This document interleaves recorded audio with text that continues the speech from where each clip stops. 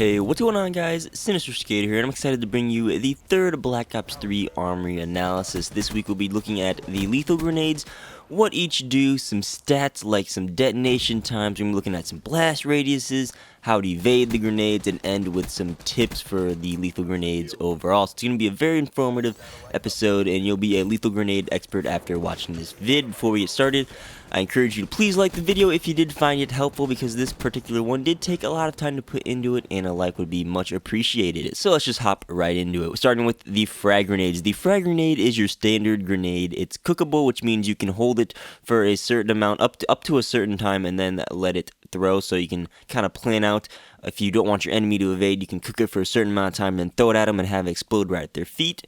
This can also roll on surfaces and is one of your more heavy damage type grenades. The Semtex grenade is another standard type grenade, except this one sticks to surfaces, so you can stick it to floors, to walls, to ceilings, to people, to whatever you would like, which means it can't roll and you can't cook it. So once you throw it, it's just going to fly and it's going to explode. It also has a shorter det time than the frag grenade. The C4 is a detonatable charge, and what you do is you throw it with your grenade button, and then you have to press your grenade button again to detonate it, or you can double tap X to do a kind of quick detonation. But they changed a little thing to the C4. Like when I first used it, it just felt slow, and this is why. The C4 must touch the surface in order to arm itself, and it can't arm itself until it touches the surface. So you have to toss it. It has to hit a surface, and then you have to wait a certain amount of time, and then you can detonate it, which kind of sucks because now you just can't insta-kill people like older CODs. I loved the C4 in like Modern Warfare 3, so I'm kind of sad to see that go.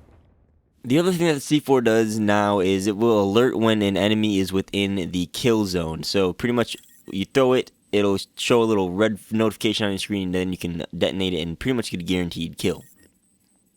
Moving on to the Thermite grenade. This is an area effect duration grenade where you throw it, it detonates, and then will burn a certain radius for a short amount of time. The grenade detonates on impact, so you don't have to worry about it detonating mid-air or something like that. And it's great if you throw it on, like, objective, because you're pretty much going to get a kill, like on domination, throw it on the flag, and hold people off of it. Or you can throw it and cut off tight hallways if you need a clutch reload or something like that. So, and finally we have the TRIPMINE, which is a stickable bouncing Betty. You stick it to the ground, and once it's triggered, it shoots an explosive in the air and then explodes. And this thing can be stuck to any surface at any angle. And a pro tip is to do not stick this to the ground, because this thing is very easily evadable. You want to stick it to walls and ceilings, and we'll be talking about why you'd be wanting to do that later on in the video when we talk about how to evade trip mines, and you'll see why. Alright, so let's talk about some stats real quick. As you can see, these are all the stats on the screen. I'm not going to read each and every one off, but you have the det times for each grenades. Your frag will det after a total of 4.15 seconds. That's actually how long you can cook it before it explodes in your hand as well. You can see Semtex has a little bit of a shorter detonation time.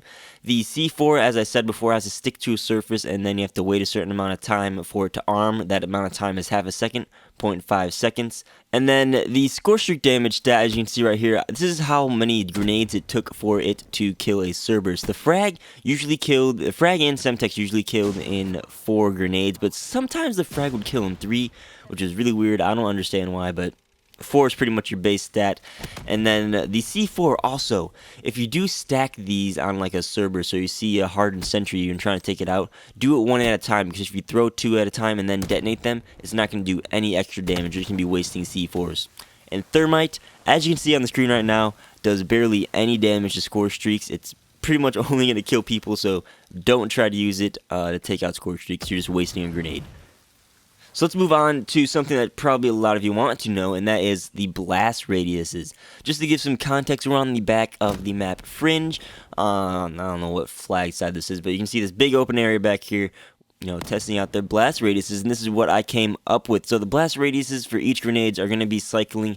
Some things you can note is that the Frag and C4 have the largest lethal blast radius, making them the most deadly type of lethal grenades. The TRIPMINE, pretty much the whole trigger radius is insta-death. It's only like a step difference between the lethal radius and the max damage radius, and that's pretty much the same thing with the Thermite. So comparing lethal ranges, which is meaning like if you're within this range, you're going to die instantaneously. Again, Frag and C4 are the most deadly, and you can compare all the other lethal ranges right there. And then we'll switch to the max radius, where the grenade will actually do damage to you but not kill you.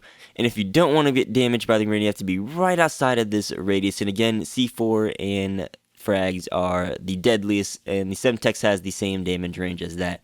And as you can see, the TRIPMINE and Thermite grenades are more of a controlled type of grenade. So, finally, or not finally, I have two more things to talk about. Finally, let's talk about negation. Flak Jacket will reduce damage dealt by each of these grenades. So, Flak Jacket is pretty much, standard thing if you want to reduce grenade damage. Hardwired also won't sound the C4 alarm, so people won't get notifications if you're within the trigger radius. And then Hardwired also won't trigger the TRIPMINE grenade. However, if you don't want to run Hardwired and you want to avoid TRIPMINEs, this is a very important, very helpful tip in the video. There's lots of ways you can avoid TRIPMINEs. If it's on the ground, you can just run straight through it and don't stop running. You can slide through it. You can crouch if you're on top of it and duck below the blast like you could do in Modern Warfare 3 with bouncing betties and things like that. You can also prone. It's just a lot of ways to avoid it if it's on the ground. This is why if you're using TRIPMINEs, you want to be sticking them to walls or ceilings, especially like low on walls horizontally, because if it's low on a wall, you can't really dodge the TRIPMINE. There's really no way. If it's higher on the wall, it's more likely that people won't be able to evade it because they won't be noticing it. But if it's higher on the wall, they also could crouch. So you want to be placing these things low on the wall, because the only way people could really avoid them is if they try to run away in the opposite direction, and that's really not going to happen. So pro tip, put these things on the wall. Some other final tips for lethal grenades: you can press the Y button or the weapon change button to cancel your grenade at any time, even if you're almost done cooking your frag grenade, so that's awesome. Scavenger does replenish your grenades in this game, so if you love to use grenades or trying to do grenade challenges, put Scavenger on, get the Scavenge pack, you have endless supplies of grenades. GUNG-HO allows you to toss grenades while sprinting if you're more of a running gunner and want to do that for some reason. And then pair your TRIPMINE with a shock charge for a guaranteed kill, if you're still sticking these things on the ground for some reason. But stick them to the wall, because you don't even need to pair them with the shock charge if you stick them to the wall, because you're probably going to get the kill.